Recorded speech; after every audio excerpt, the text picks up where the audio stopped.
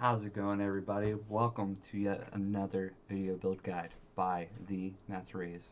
Me. I've been playing a lot of Druid. I decided to switch it up a little bit. Some of my other YouTube videos you'll see, some of my other Twitch streams you'll see a lot of me playing Druid, but I decided to switch it up about 2 days prior to patch 1.1.1 because I wanted to see how well Sorcs were doing before patch and after patch, and I want to see if I can make the Fireball build work for Sorcerers. I wanted to do the Super Mario build, with the Flame Flower, throw out a whole bunch of fireballs. I thought it'd be fun, so I decided to switch it up and try something different. So I'm going to quickly go over the skill tree, the equipment, paragons, and I'll show you a little quick video of me playing in one of the dungeons. I'm roughly level 70, and the mobs are about 86, so it's a tier 32 dungeon, and we blow up the screen. It's pretty fun. So going over it, so we have the Fireball enchantment, really Firebolt. Pretty standard. We have to take 2 points into our basic abilities because we need to move on to our core. Dump all our points in the Fireball here. With the patch, they increase the radius at all times instead of how far it travels. They also increase the 30% when you hit at least 3 enemies, so you're going to get another 10% damage increase here for the destructive Fireball. I'm going to go into Element Dominance, dump all our points into here, so you have to put 1 here. Pretty basic standard defensive skill thing. Not much changes with the Sorc. You need to go completely full into defenses because you need to keep your defenses up at all times. Sorcs are very squishy even with the buffs. So Elemental Attunement, lucky hit, so we can always reset our cooldowns. It's a 15% chance. Only happens once every 10 seconds. I feel like that should be changed to about 8, maybe 7. But we'll see how that goes. Flame Shield. I went with mana cost reduction. However, you may need to go into the Shimmering Flame Shield, which is you start healing, which that could possibly be better with how much life I lose, but I like the mana cost reduction with how mana hungry this build is. Damage reduction here after casting Teleport. Glass Cannon, pretty standard. Going to go into go down into enhanced mana regeneration for the Ice Shield. Frost Nova, we're going to dump a couple points into here, I believe it's 3. And we're going to take the Vulnerable. It's our only chance to apply Vulnerable. Okay, increase Lucky Hit here, 1 point here. We're not going to be standing still. Mana Shield, 21% damage reduction, no brainer. Cooldown gets a 30% barrier, no brainer. Then we're going to dumping all our points into our Pyromancy skill passives, right? So increase damage here, increase critical strike, and then increase critical strike even more when they're immobilized, and we're gonna have that for more lucky hit here, and doubled while they are while you are healthy, and you're generally always gonna be healthy, so 30% chance to immobilize. We're also gonna take our Inferno as our big boy, ultimate skill. Take Supreme Inferno, so that way we can cast our Pyromancy abilities with no mana requirement. Okay, Fiery Surge, again another mana regeneration, right? 45% for 3 seconds, great. AC's Ferocity, so that way we're always going to have both passives up. It's always going to be active, right? So now we're going to go into our equipment. Helmet here, the Aspect, Ice Armor, Unstoppable, 10% bonus armor. Great new buff that they did to it, okay? Cooldown, CDR, Armor, Lucky Hit, while you have Barrier, Mana. The reason why we go Mana is because the more mana we have, we're going to proc our Heart of Omnipower. Some people may not like Omnipower. I do. I want more fireballs. I want the screen to be ever loaded with a whole bunch as many fireballs as possible. Okay, so back to the helmet. We'll get to the other stuff later. The ruby the gem we're gonna go with is the ruby, max life. Then we're gonna go into Remnant Infinite. We already know what this does. Teleports, pulls everything in, stuns them. Great part of the build, very needed. You're gonna see a lot of damage increase once we get into the Paragon tree. Okay, max life with here. Biggest part of the build, probably number 1. Gloves of the Illuminator, right? Fireball now bounces, and it bounces closer to you now, right? And the bonus, or the damage it deals is now 35, vice to 55. Less damage each time it hits the ground. Okay, and they changed it to where instead of it stuns off of this with the lucky hit chance, it has now a chance to restore primary resource, the biggest problem we have with the fireball builds. So again, a big change here, big help. Pants here, you're going to go for damage reduction close. Damage reduction, enemies are burning, because we're always going to be playing burning here. Damage reduction while injured. You're going to go for the armor increase here, so we can get some more armor. Again, max life. Boom. Okay. We're going to get into our boots. Lucky hit chances increase by 20%. While we have barrier, we're always going to have barriers. We're always going to have lucky hit. Boom. Frost Nova, reduce cooldown. Teleport, reduce cooldown. Mana cost reduction, so we can cast more fireballs. Movement speed. Okay. We're going to go into the necklace. Okay, you got CDR, mana cost reduction. Devouring Blaze, big increase to damage, right? Lucky chance wave barrier, again, something very needed. Then you have core skills cast above 100 mana, which we're trying to always have 100 mana, so that way we can get this big, huge crit chance increase with 60% for all our fireballs. Amazing. K-Shard of Revenge, 20% incoming damage, basically a 20% damage reduction. No brainer, sorcerers need it. Okay. Gonna go to our rings. This is going to be the same thing every single time. So crit chance, lucky hit chance, resource gen, max mana. Again, we need increased max mana so that way we can try and get more fireballs off for our good old Heart of the Omnipower. The heart we're taking is Heart of the Tempting Fate, so we can get more increased critical strike damage. The aspect we're taking here, cooldown, since all our build besides Fireball is cooldown related, we're going to get 25 increased, we're going to restore 25 mana every time we use one of the cooldowns. Okay. Lucky hit chance. Damage from your pyromancy skills has a 17% chance to restore 10 mana. Again, that's every single time the fireball hits, bounces, etc. You're going to have a 17% chance to get 10 mana. We need as much mana gen as possible. Okay, so again, this. So now we get to our weapons, right? Critical strike damage.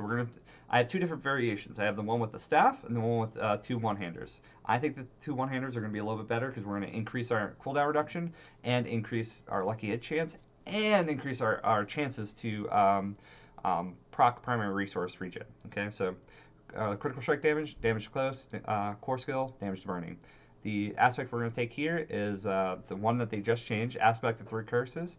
Fireball now gets 40% increased damage against healthy targets, and then it's doubled to 80% when it's at healthy targets. Okay, so again, big buffs to Fireball. Then here on our offhand, we're going to take cooldown reduction, lucky hit chance to restore primary resource, critical strike chance, resource gen. Again, resource, resource, resource. Biggest thing. If we can get up to 100 mana every single second, every time we cast Fireball, just instantly get up to 100% mana, we're going to have so many Fireballs going out. Okay, so aspect that we're going here for is the 35% more damage to immobilize, stunned, or frozen. You're always going to be either immobilizing, stunning, or freezing your enemies. So you're always going to have this buff. Especially with one-handers, must need it. Okay? And you're going to want to take the critical strike damage to crowd control because you're always going to be CCing enemies. Okay? So the other variation of the build is I have the Staff of Endless Rage, where you're going to get more fireballs, chance to slow, so more CC, ranks of Inner Flame, so a little bit more damage, damage to close, core skill damage, damage the crowd control. So this might have a little bit more damage because every third cast you're going to have 2 extra fireballs. So the max amount of fireballs that we can have with this build, when it's fully optimized max mana with a mana cost reduction, is 5 without the staff. And that's at perfect everything. More than likely you're only going to have about 4 fireballs that can come out. So realistically about 4. With the staff you can have 6. Again, at perfect everything, 5 and 7. More optimized to what is realistically going to happen is 4 and 6. So that's why I think the one-hander might be a little bit better because you're going to have much more options when it comes to this because you're going to have more chances to get your mana regen back to full and actually get all those fireballs out at the same time. Okay, so now we're going to move in the Paragons. We're going to go here, pretty standard, go straight up to the glyph. You can kind of go your own way, but increase damage here, max life. You're going to go for a Reinforce. The reason why we do Reinforce is 50% damage reduction while you have an active barrier, and we're not going to be spending a lot of points down here. We don't want to. Some people go for Vulnerable. I don't think Vulnerable is a good option anymore. I'd rather go for something that's going to increase other things more efficiently. Okay, so non-physical damage increase, so we get a little bit of buff off of that. We got some intel, and we got some resistance to all elements. We don't really care about resistance to all elements, but the other stats are really good. The big thing that we want is the 15% damage reduction because we always have problems trying to survive. Okay. We're going to go up to here. We're going to get control. 115% damage to controlled enemies. We're always CCing, so that's a no-brainer. And then we're always going to either be slowing, stunning, or freezing them. So you're either going to have another 10% or another 20% increase to that damage, okay? we're going to take our good old Searing Heat passive here, because Fireball is going to get another 15% critical strike chance, okay? And when that also includes the Fireball enchantment. So that means when your teammates are killing enemies and you're not readily available in the dungeon, you're sitting at the entrance because you're AFK or something like that, your enemies are going to be proccing your Fireball, and it's still going to be getting the crit chance. So everything is still going to be scaling with your Fireball, even when it's just the enchantment, okay? We're going to move up to here. We're going to take our Flame Feeder, increase damage, almost 100% increased damage to burning enemies. We're always going to be applying burning, boom. So direct damage from skills. It means any skill that we utilize. That could be this, that could be even our freeze. It's still going to be applying burning, so we're always going to have that Flame Feeder active. Okay, so it's 100%. We're doubling our damage here, right? And then you can go down into here, get some reduction here, more damage here. Okay. Then we'll move over here, take our Static Surge, so that way whenever we stun enemies with our good old Raven of the Infinite, we're going to get another 10 mana. Again, more mana generation, as much as we can get. We're going to go into here, get Territorial, damage reduction to close enemies, and more damage increase to close enemies. We're going to go down here, get our damage to stun, because we're always stunning. Then we're going to go up to here, Destruction. Critical strike damage increase, pretty standard. That one doesn't really change between most builds. You're always going to want a little bit of increase to critical strike damage. Critical strike chances increase all damage the enemy takes from you by 2%, goes up to 12%. Again, great things, right? So that pretty much goes over the standard board. I'll link it in the description so you can go a little bit further into detail, kind of play around with it. So now we're going to go into a recent video that I did on Twitch, and I want to show you guys some pretty quick, easy kills that we're going to be getting. So obviously we're losing life a little bit here or there, right? We go into this group, boom. One Fireball, instantly dead, right? We're not that great with single target, boom. Another big group, guess what? Instantly dead, all of them. Besides the bottom pack, right? So we keep going after these. More crits, just keep going, keep killing stuff. I kind of had a brain fart, didn't know what to do, so I just kept going. Another pack, boom, instantly wiped, right? We're to keep on going. Another pack, instantly wiped. As long as they're close together, they get instantly wiped, right? So we're going to keep on scrolling through, see some other big packs here. So right here, big group, boom, hit them, instantly wiped. Killed the elite instantly, right? And this is tier 32. I'm level 70. These enemies are about 86. So we're killing all these enemies really quickly, okay? And we're not having any issues. Sure, we might lose a little bit of life sometimes, but as long as you're paying attention, you're healing up, Sorcs are always an active, you need to be active with them. You need to be paying attention to your health. You need to be paying attention to your resources. You need to be paying attention to your cooldowns.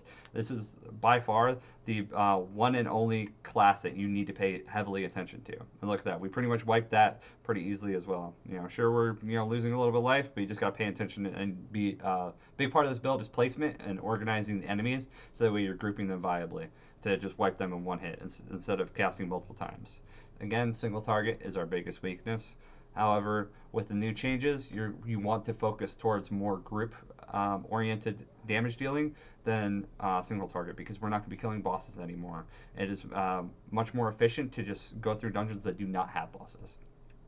Anyway, I hope you guys liked the video. Come check me out on stream. It's twitch.tv/themasterraze. TheMasterRaze. I'll link it in the description. Check out the build guide. Let me know what you think.